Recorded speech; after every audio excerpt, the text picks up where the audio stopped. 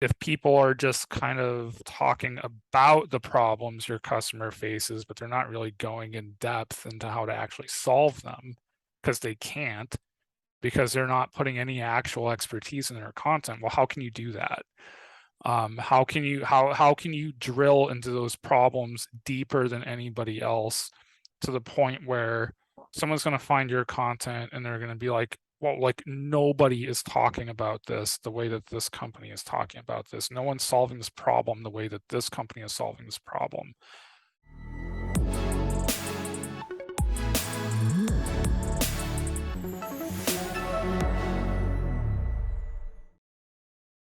Before we jump into today's episode, I'd like to give a quick shout out to the sponsor for this episode, Ahrefs.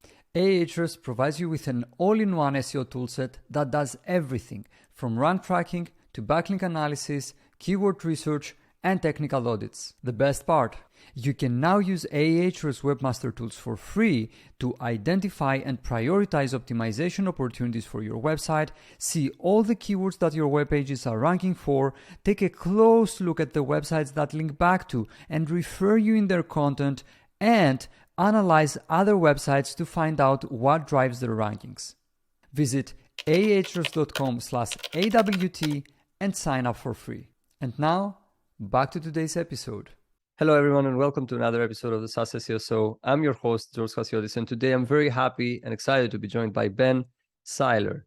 Second time at the podcast, but I will give the introduction once again because some things have changed since the last time.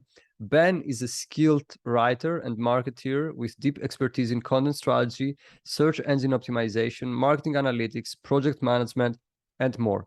He's currently an inbound marketing director at Automattic, working to grow WordPress.com as the top managed hosting solution for WordPress sites. When he's not at work, he can be found working on freelance writing projects, playing bass guitar, and cross-country skiing with his wife Rachel and their dog Audrey. Ben, welcome to the SaaS SEO Show. Hey, thanks for having me. I'm really glad to be back on the show. So second time here, what has changed for you since the last time we brought you in? So since the last time I was on the show, quite a bit has changed. Yeah, switching companies. Last time I was on the show, I was at CoSchedule, where I had been for 6 years. And so I've been at Automattic since January. And it's just been a whirlwind since then. Just a lot of learning a lot in my new role. And as I was saying before we started the interview, I'm about 10 months in, and I'm just now kind of starting to feel like I really understand what I'm doing. Just going from like a small startup, where I think our head count is about 60 people total over at CoSchedule. Like, we have more than 60 marketers total at Automattic. So just the just getting used to kind of operating at a completely different scale has it's been a really good challenge, but it's been it's been a lot of fun. I'm really fortunate to get to work with a lot of world-class talent on a product that I really believe in. And it took a lot to pry me away from CoSchedule, which is, I really valued my time there and really loved the team and the product. And it was it was not an easy decision, but fortunately, I took a risk, and I feel like it's paid off. So yeah, a lot of change. That's great. Change is always good. Now, Yeah. Let's get right into it. I have many things that I would I want to learn really myself. So my first question would be, how is today's WordPress.com different from the one most of us may remember from years ago? And I guess as I was doing research for this episode, a Mm-hmm. question that's connected to that is, how is managed WordPress hosting? What is managed WordPress hosting, and how does it contribute to that change of what WordPress used to be and what WordPress is today?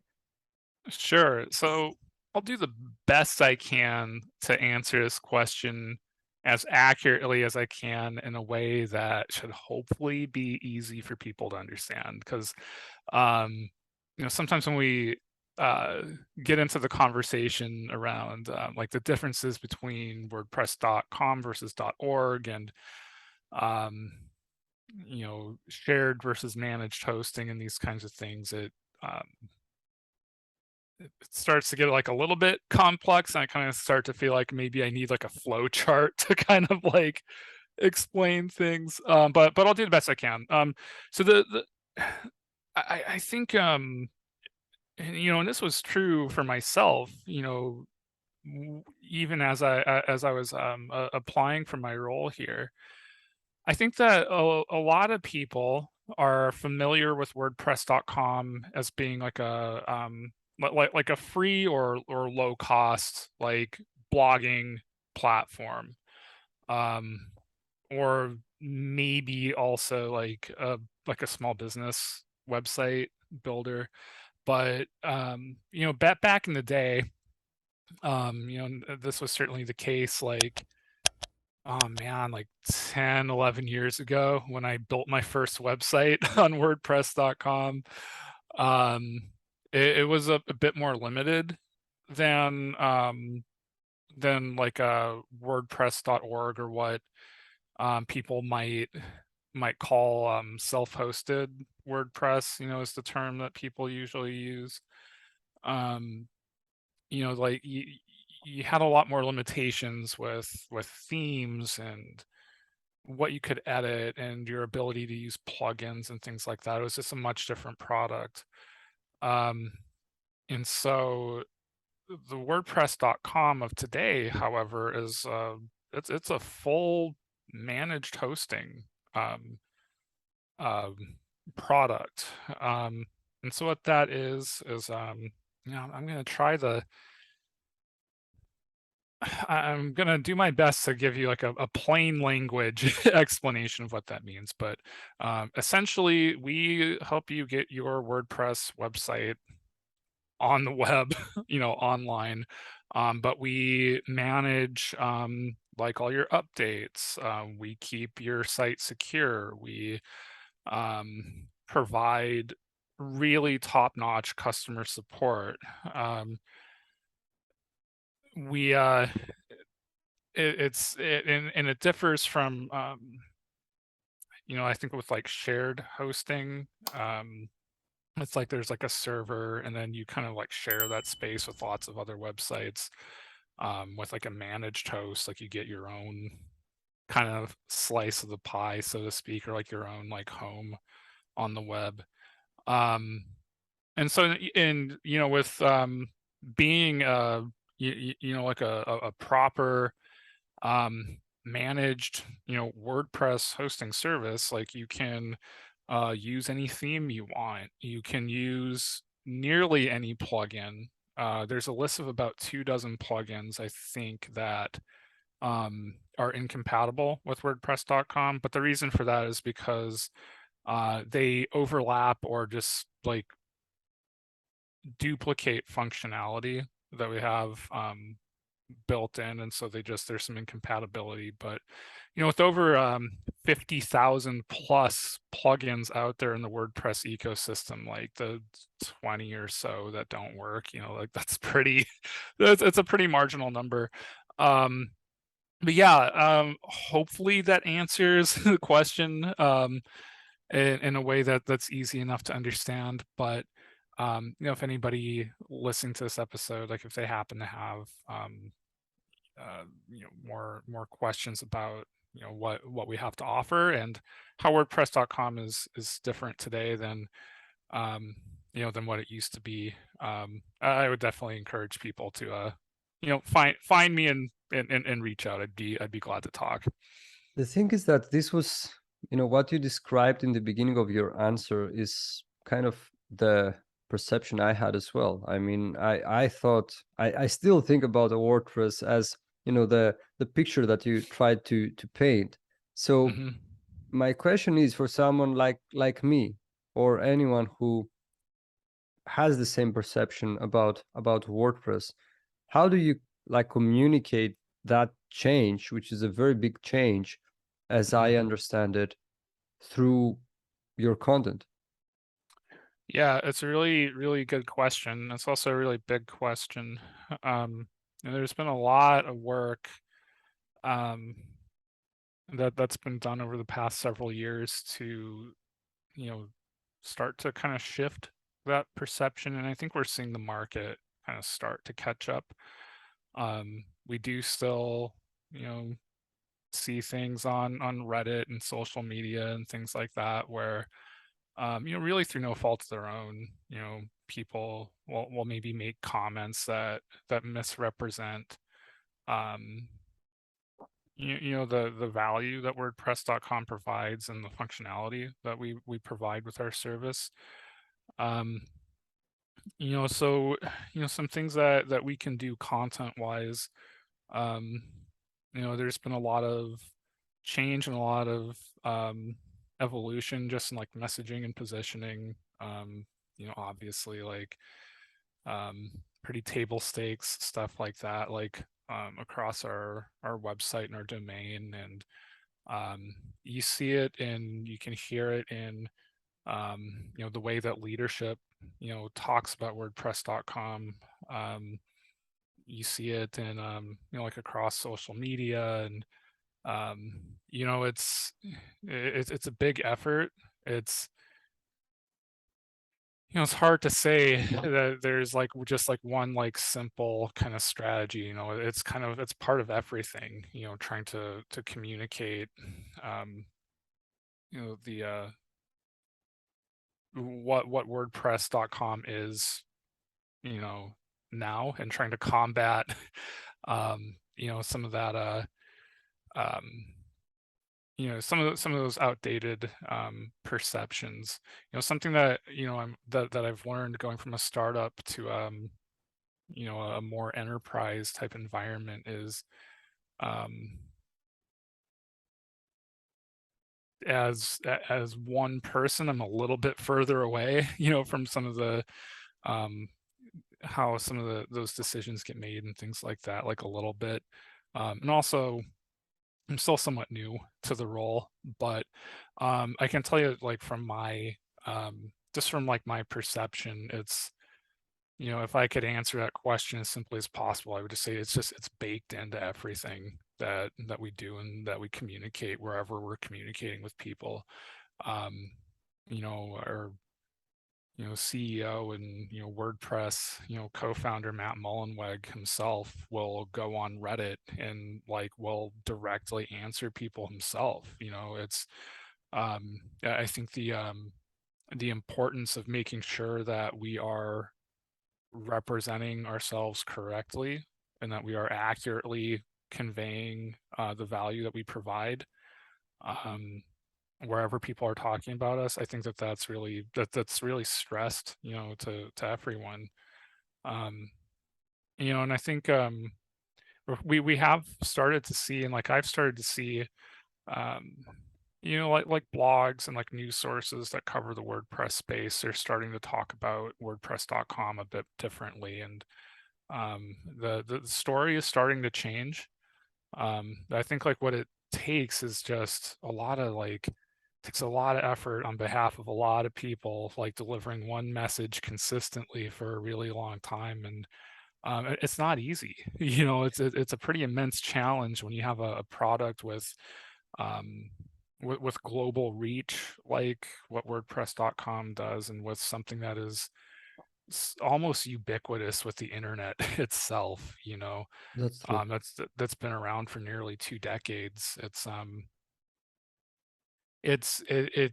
an interesting challenge, and I don't know. It's a really fun thing though to get to be a part of. It feels I feel very privileged to get to be a part of it.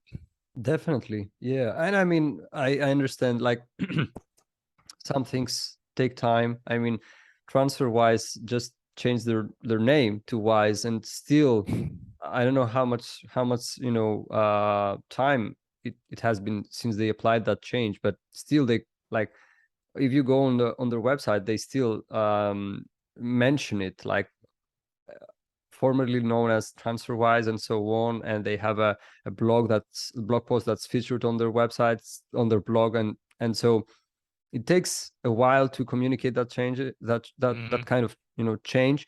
And obviously this is just a name change, a change on the brand name. Imagine if you Yeah. change the whole business model or the way the service is provided. So that makes sense. But if we take a step back and like think about the content strategy that you have for WordPress.com, what would you say are the main elements, or Mhm. what are the main goals that you're trying to achieve through this strategy? Yeah, so it's a really good question. And again, I'll do the best that I can to answer. Um, we're kind of like going through like a period right now where a lot of things like content strategy wise are are a little bit in flux, and like a lot of things are kind of changing to really try to solidify what our content strategy should be. Um, I will say that um, the way that our process for developing our content strategy, the way that I've seen it working is it starts with customer research. And I think this is something I've been hearing about um, on LinkedIn a lot more over the last year or two than I feel like I heard content marketers and SEOs really talking about it prior to that. But um, everything starts with like really top-notch customer research and really making sure that we understand exactly who the customers are that we want to target for WordPress.com, and really understanding like what are their actual pain points, what's how do they describe their problems, what are the things that we can you know do to alleviate those problems, and everything kind of stems everything kind of like builds off of that. um so with our blog, like our more tutorial driven blog, we have two blogs. One that's wordpress.com/blog, that's for product updates and communicating like just product related news and announcements for wordpress.com.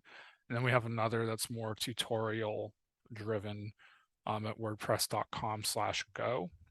Um, and so our content strategy there has been to um, make sure that we are creating content that aligns with what we have learned to be um, our customers' top problems, or potential customers' top problems. Like, what are the things that they have um, that they have like the most like pressing need to have someone or a product come and help solve for them. And so it's been it's still pretty early going at this point, just because a lot of things have changed with regard to uh, like team structure across like our marketing division.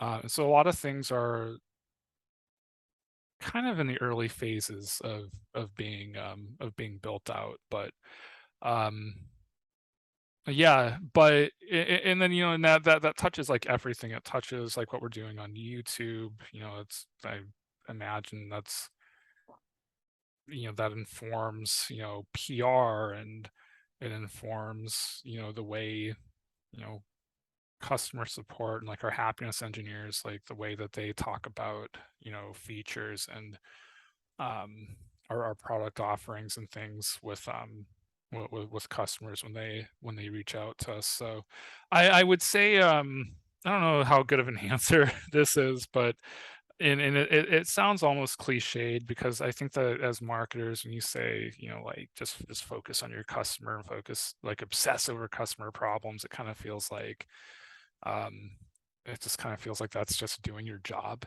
like that's not this groundbreaking, kind of kind of thing that's like new by any means, but um and I feel like when I was at CoSchedule, like they and we, when I was there, like um really put a lot of work into really understanding who the customers were and like really getting a very um having a very clear idea of really who like the ideal customer was.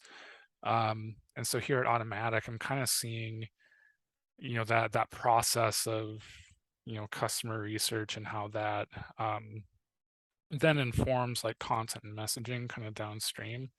I'm really getting to see how all of those pieces kind of fit together, really at the ground level, just in a way that's been really interesting. And so I will say that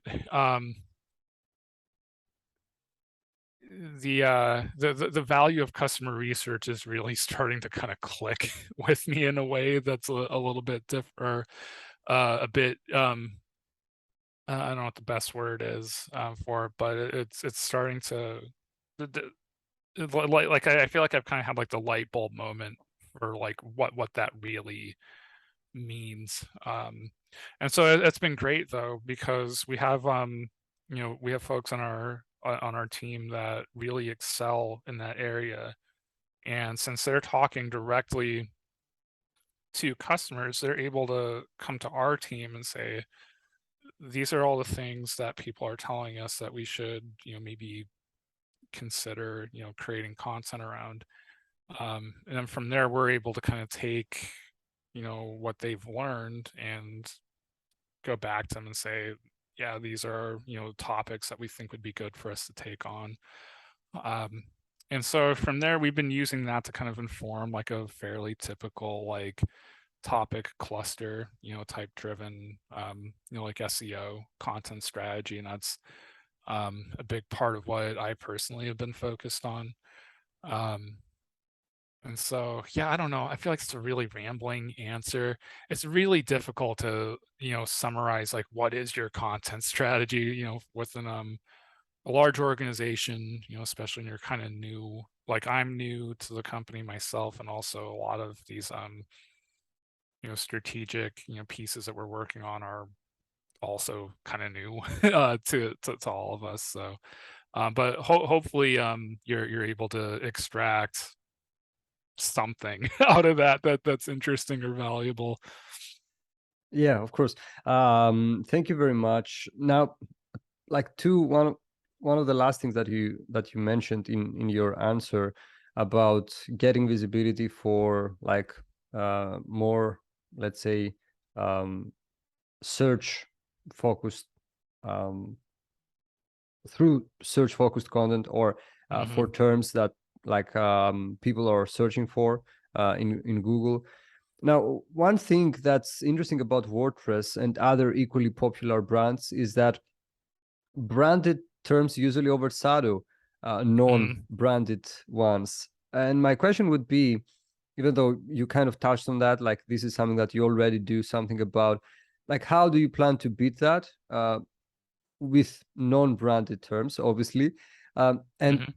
like what really troubles me is that how do you go about getting visibility for non-branded terms for something like as broad, let's say, as, I don't know, building a website? I mean, Hmm. it's not a like it's a need that almost every business that has a website have. So the use case is so broad, I guess, unless I'm missing something, especially with the changes from WordPress.org to WordPress.com.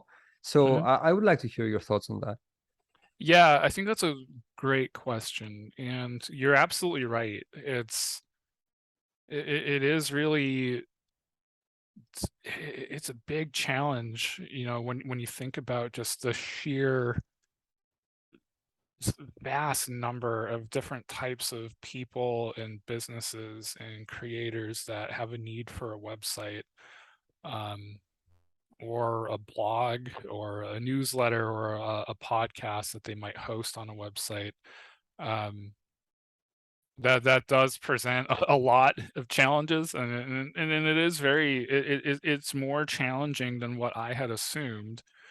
Um, for enterprises and for large brands to effectively compete, for non-branded search terms. And I think that part of this is just my opinion. I think part of the reason why, that's the case, where large brands obviously dominate branded search terms, or searches for things that directly pertain to their product, and maybe struggle in non-branded search, I think is just because in larger organizations you have so many more stakeholders and just layers of decision making that things have to go through, just to get things shipped. And in SEO, the ability to ship quickly is a massive, massive advantage, that smaller companies and startups are much more easily able to leverage, because there's just less time from idea to execution, with a startup, or in a startup environment. I would say that's certainly been my experience in the past. Before CoSchedule, I worked at an agency that worked with clients, small and large, and um,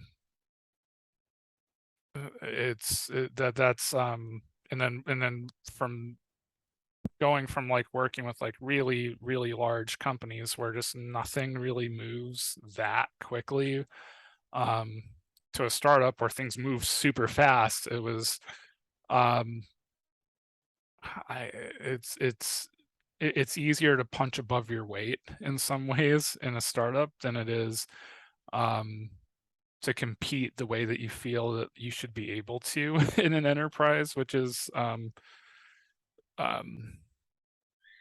something that has, that's a challenge that I didn't expect, but I think it's a really interesting one to try to tackle. So the way that we've been approaching that, I think, like, again, it starts with your customer. Um, what are their actual problems, um, that they need help with the most? And then from an SEO perspective, what are the topics or subtopics or things that you can kind of spin off, from, just like kind of taking the words that they use to describe their problems.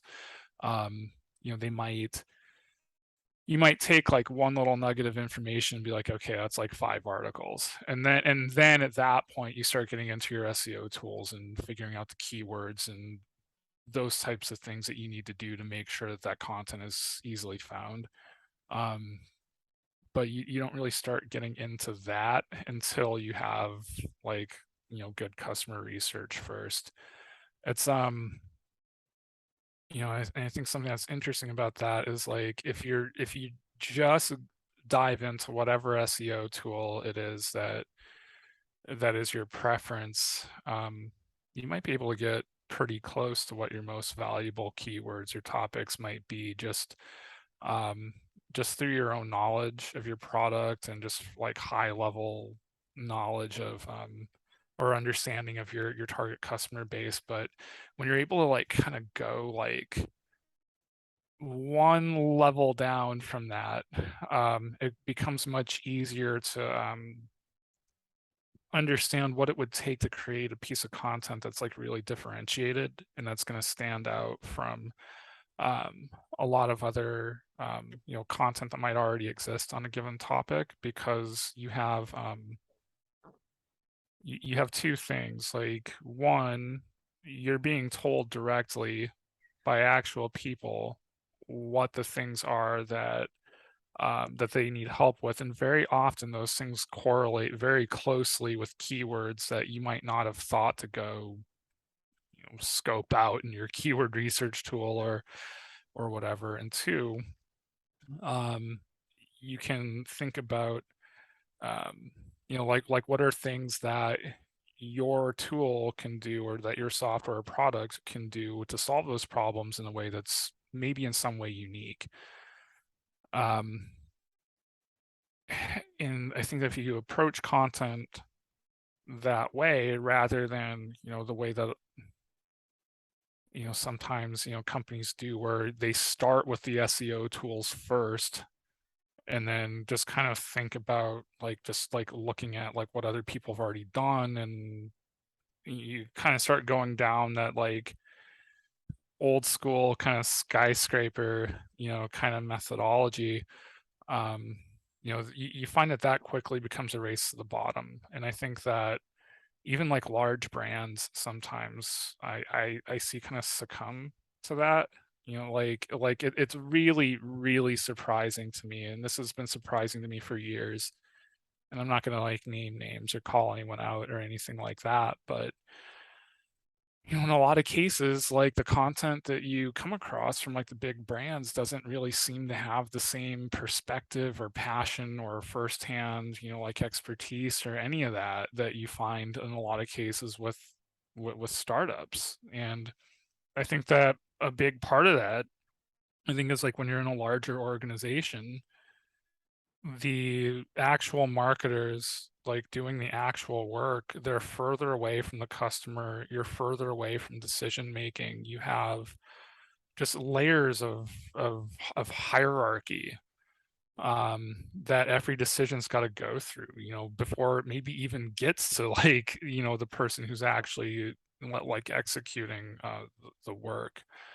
And so I think for us, something that, I'm hoping we're really able to capitalize on is that we don't have as much friction as most large organizations do, just by virtue of the culture and, the philosophies that we kind of apply to how we approach our work at Automattic. It's a very atypical company in a lot of ways, and so that's really a benefit to us because it's easier for us to kind of function like a startup that has like enterprise level resources, than it is for like a typical enterprise, just because our structure is fairly flat. We prioritize shipping and testing and iterating. And I think as much as enterprises might kind of pay lip service to those things, it's just functionally very very difficult. It's not their fault, it's just really hard, like when you're big to um to move with the agility and to not kind of succumb to there just being too many cooks in the kitchen. Like that just tends to result in content that's just that just doesn't really meet the requirements of what it takes to rank well. Um, so I don't know. I think that's what I would say. And I think another thing too, if you're a large brand, you obviously have a lot of customers already. And so the actual the business value of going after, non-branded search, I think in some cases it might just be like it might be less of like an existential imperative for you to do that. Whereas like in a startup, you know, when no one knows who you are, you have like no brand equity to lean on at all. Um, Showing up for non-branded searches with like the best content out there, like that's your bread and butter. That's how you grow. Um, Whereas, for like a lot of larger companies, it's there's still a lot of value in targeting non-branded search, because a that's a means of providing value to the right customers, and it represents an incredible opportunity for growth. Um, but I think that's probably the last thought that I would add to this extremely long answer. I think that when you have other ways of reaching people and people already kind of know who you are, and um, I think that maybe, and this is just completely theorizing, this is not based on any kind of research or actual insight. I think it's just less essential for them to go after those terms in the same way that it is for startups, at least in technology and SaaS, and um, those types of verticals, I No, suppose. no, I agree. I agree with your last point. It is not like, it's not a matter of, we are not going to be here next month. So, Right, right. it's less important. Any other challenges that you faced or you're currently facing from running inbound marketing for such a big website with all these different sections? Yeah, yeah, I mean, there's tons of challenges. And some other, like some of one of the biggest challenges, um, and also like one of the biggest like growth opportunities, that I feel like I've been experiencing just for myself as a professional and as a content marketer. One of the most important things that you can learn how to do in an enterprise environment is advocate for yourself effectively and for your ideas. Um, in a larger organization, you really lean on other people much more, to get your ideas shipped.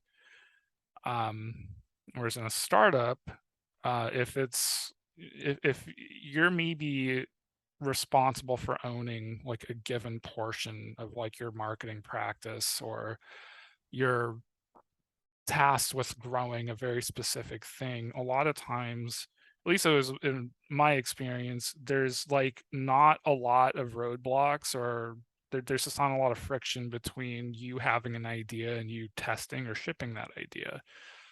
um in a larger organization where you have like more resources, like you think like, oh awesome, like I should be able to do way more things because I have all this money and I have all these other people and like all these things that I wish I had before.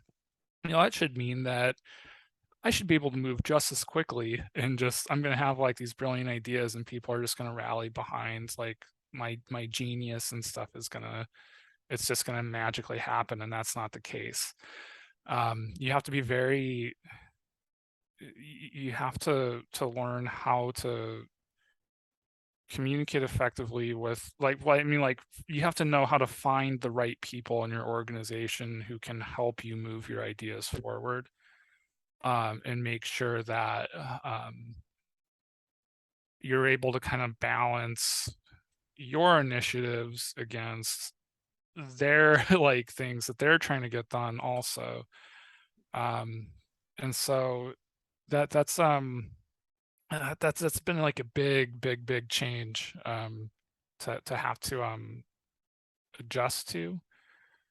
But at the same time, like it's been very gratifying, to um kind of navigate those challenges. And when you really when you do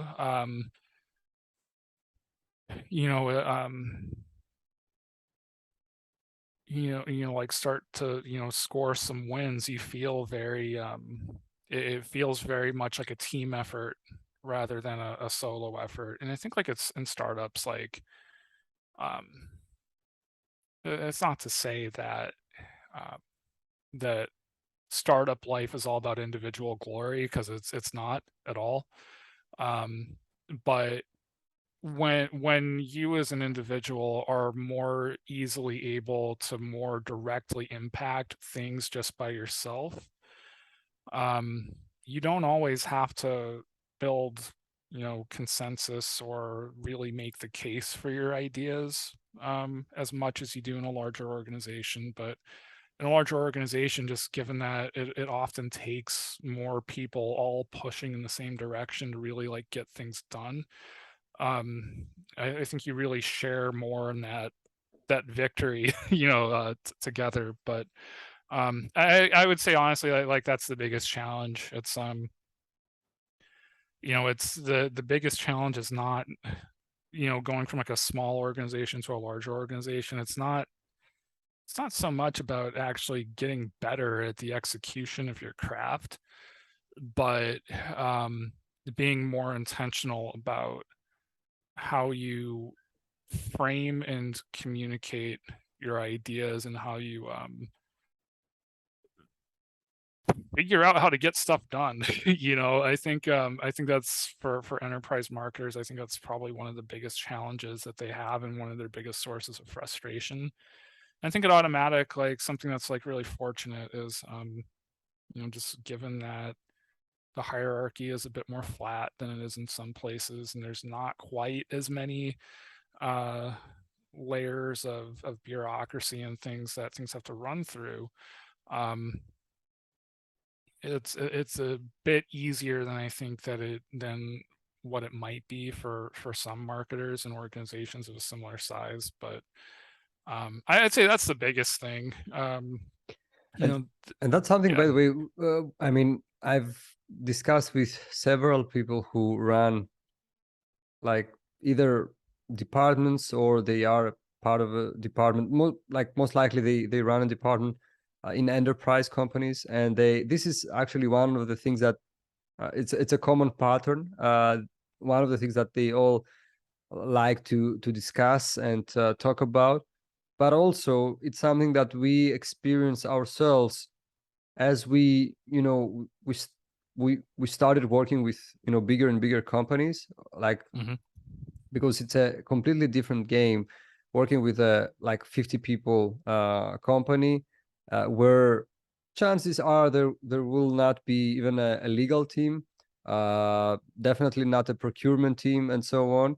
And a completely different thing, like talking to these big companies, uh, even public SaaS companies nowadays, where everything has to be signed off and be approved, and so on and so forth. Now, unavoidably, this leads to delays in shipping, Hmm. and some things take more time.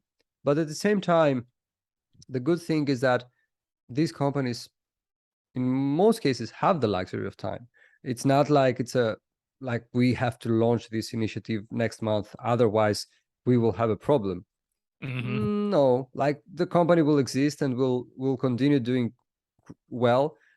So they have the luxury of time, and they I mean, but of course, no one likes having an idea and see this idea going live, I don't know, in 9 months from the initiation of the idea or the inception Right. or whatever. So I think the best thing is to have a balance, I guess. Now, Hmm.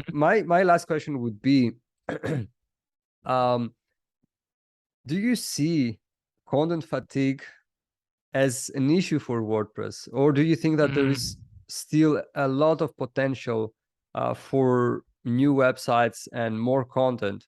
Maybe not in the traditional like sense of the word, like how we perceive websites, Hmm. but more in the future, like experiences online. I don't know, with all these Web3 things that have started popping up lately. Yeah. But I guess my question is, do you feel that, do you see that there's still room for more websites and better websites Hmm. and more content, better content? Yeah, I would say my short answer to all of that would be yes. My longer answer is,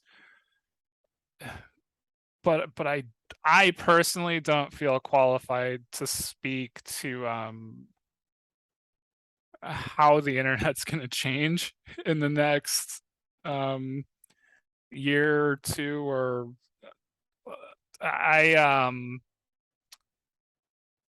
I I personally don't feel super comfortable like opining on, what the direction of the what direction the open web is going to take. Um, just because it just feels like things are just so unpredictable right now. Like I have my own opinions, but those opinions could change 5 minutes from now. But I think in terms of like content fatigue, um, yeah, I mean, I think that like personally, I think that that's a very real thing because I feel it myself. It just feels like to me like so many things are just really as cliched as what it sounds and as tired as I have gotten of the term. A lot of stuff is really like ripe for disruption right now. Um, a lot of things on like, and this is just my own opinion speaking for myself and my own experience as just a person on the internet. Um, a lot of things with like social media are starting to feel kind of stagnant. Um, it's there, but at the same time, like it doesn't feel like there's any less potential for for content to deliver new and better and different types of experiences. I think something that I think has really changed, like in the content world, over the past several years is I think that like when people used to like talk about content, um you used to more easily be able to assume that they were talking about like website content or like blog content. And um now, like if you were to engage in a conversation with a stranger about content, um like say like you're a content marketer and you're just talking to like a friend of yours about content, like in air quotes content, like with someone who does not have anything to do with marketing or content marketing or anything like that. Like content to them might mean like what's on Netflix. It might mean TikTok. It might mean like a Substack like type newsletter or something like that they subscribe to. Like all of these things are content. I think that like a lot of like content marketers have always kind of known that, and like I think have had like a more holistic understanding of what content is. But I think especially this could just be like a bias that is maybe inherent to those of us who are um, maybe a bit more specialized in SEO. Um, I think if anything, just just so much stuff has just got to be better. Like I'm really worried about um so kind of like go back to like the content fatigue, like the fatigue portion or that word like in your question. Maybe to kind of narrow the scope of the conversation down to how it pertains to the SEO side of the content marketing world. Um, yeah, I think people are super burned out on the stuff that Google provides to them. And like Google has like gone through periods in the past where um whether it's because of spam or just product updates to Google search where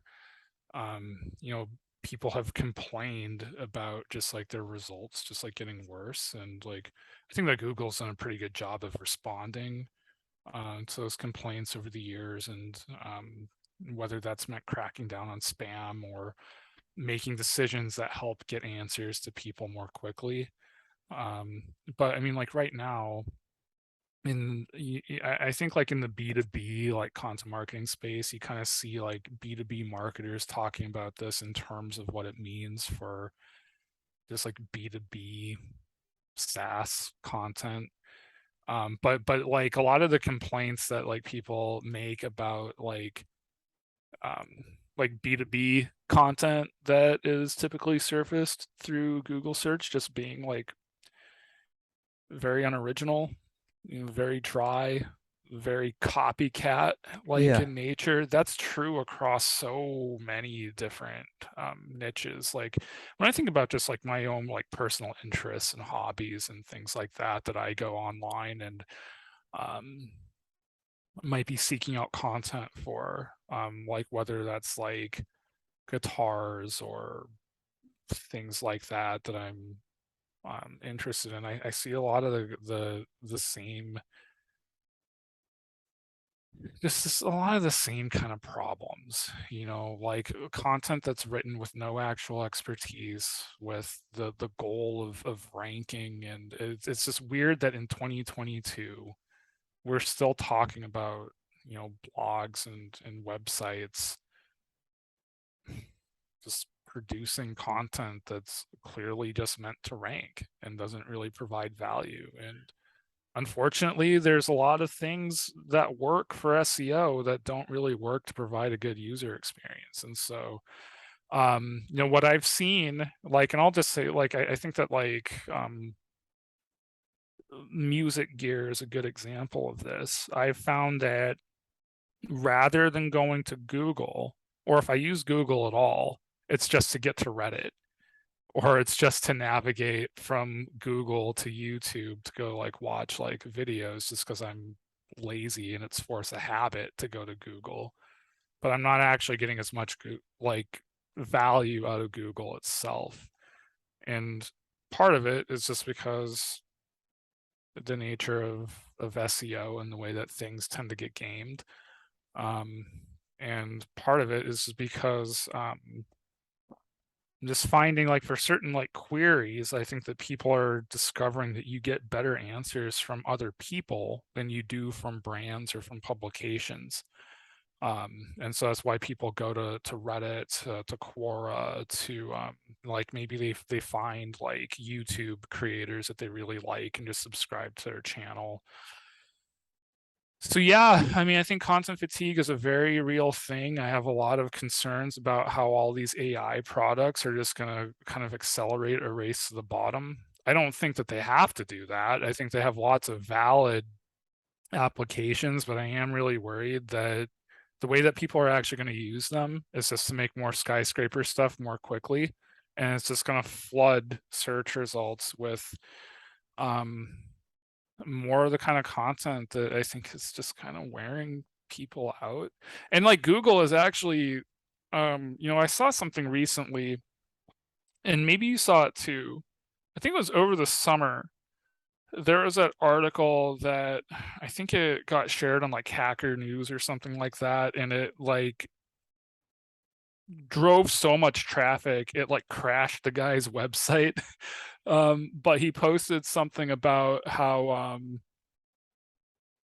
like Reddit was effectively just kind of, I don't know the best way to put it, but it was kind of like starting to replace Google, for a lot of people, for like a lot of types of searches. And I think I saw something more recently about Google doing something to better source questions that are like being, or like content that was just being like created by individuals answering questions rather than like brands or like publishers answering questions. And I thought that was really interesting, and I think that really that kind of like shift, I mean, I think it really speaks just like content fatigue being a very real thing. It's just we've been, I personally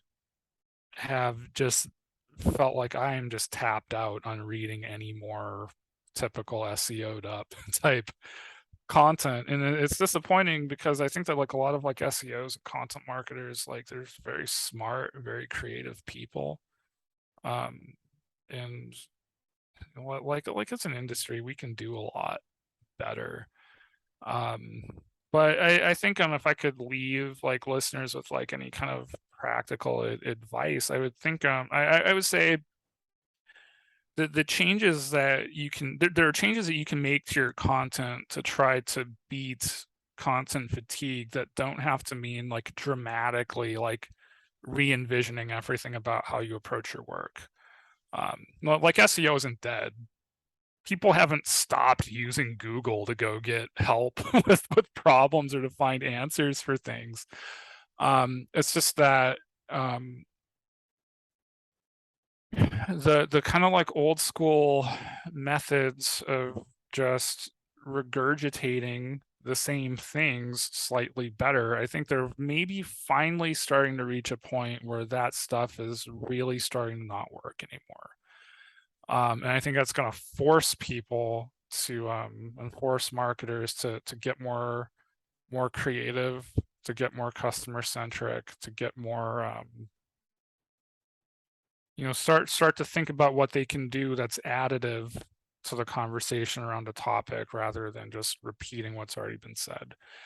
So I guess if anyone's listening to this and any of this is resonating, I think there's a few things. Like if you wanted to try to like change up your approach, like if you're like maybe starting to feel a little bit guilty because you're like, oh yeah, the content that I'm working on is this kind of like copycat skyscraper stuff. And I've produced a lot of that kind of stuff myself. So I'm not blameless in contributing to this problem over the course of my career. So I'm not calling anyone out.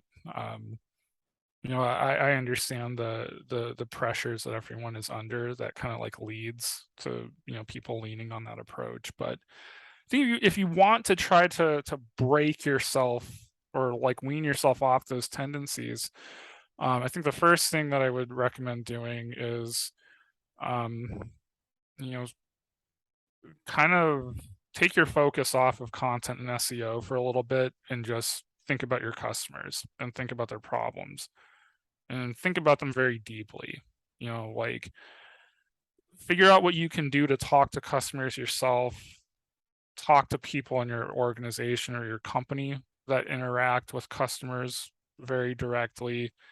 Not all companies are going to have people who are actually like devoted to customer research, but you probably have like salespeople, you have support people, that talk to customers. Like just ask to like, if you can, just like ask like maybe even if it's just once a week, sit in on a sales call, read some support tickets, do and make that an ongoing habit, make that an ongoing part of just what you do, as an SEO or as a content marketer.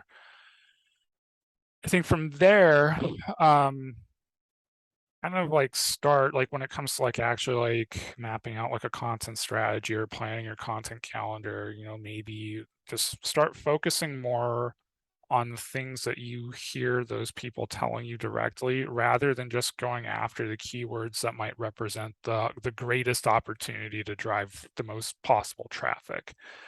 Um, and just kind of like use that customer research maybe just to narrow your scope a little bit. And then start drilling into ideas and things that that people are searching for in Google. And what'll happen or what might happen, and something that might surprise you because it surprised me, is that you start to find that a lot of those things have a lot of search volume because they're very pressing problems for people. And if you hear that directly from your customers, you'll probably see it reflected in your SEO tools too. So it's not like saying like, well, just ditch SEO, like don't do keyword research. It's just do do some basic due diligence, before you start um jumping straight into keyword research and things of that nature. Then from there, I mean, like you can simply like ask yourself, like within like those topics, like what are people not saying about this topic? What are the unmet needs? What are some what are some things that our product or service does to address those problems that maybe no one else does? What are the things that we're uniquely, like your company or maybe you yourself are uniquely qualified to speak to? And if you don't feel like you're an expert on, like you might not be an expert practitioner in whatever area the way that your customers are, but that's okay. Like, because even if you're not an expert on whatever it is, um, that you're, or maybe you're not an expert on like the industry or whatever it is that your company serves, there are people in your organization who are. And so again, like go talk to those people. Like kind of like I see John Bonini from Databox talk about this a lot. Like he likes to say that like the best content marketers are reporters, which is an idea that I really like. Um, go, like if you're not the expert, like go talk to people who are the expert and then like just like share what you learn from them. That actually takes a lot of weight off of your shoulders to need to be the expert yourself if you can just lean on the expertise of the people that you work with. And you can bake that into your content. And if you have like expertise that is unique, to the um, to like if you're kind of like sourcing, like your advice and your data and things that you work into your content from people who really are experts, then you don't have to lean on just trying to rewrite stuff that other people have already written, because a lot of times that stuff is wrong and it gets repeated because people are just copying one another in this like endless cycle. It's just like a snake eating its own tail. um and lastly, I would just look at what content currently exists to serve your audience, and just think about like, well, how could you change your approach? So one way you could do this, there's like some examples, like if everyone is writing list posts, could you give people a process to actually come up with their own ideas rather than just borrowing ideas that people are giving them? If people are just kind of talking about the problems your customer faces, but they're not really going in depth into how to actually solve them because they can't, because they're not putting any actual expertise in their content, well, how can you do that? How can you drill into those problems deeper than anybody else, to the point where someone's going to find your content and they're going to be like, well, like nobody is talking about this the way that this company is talking about this. No one's solving this problem the way that this company is solving this problem. How can you kind of like take like the things that your customers are telling you directly and like get their own words into your content, so when people come across your stuff, they feel like they're hearing their own thoughts repeated back to them, but with like actual solutions tied to it. um those things are all really basic. I think like if you were to talk to like a lot of business owners, like they might like wonder why the content marketers are hiring aren't already doing those things, because that's what the job should be. Like it shouldn't just be just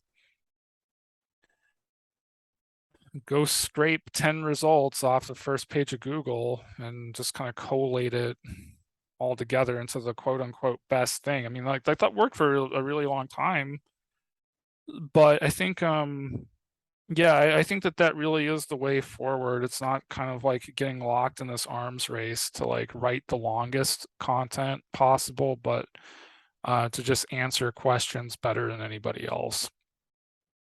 That makes sense, and we have some indications of that through SERP results for some Hmm. keywords.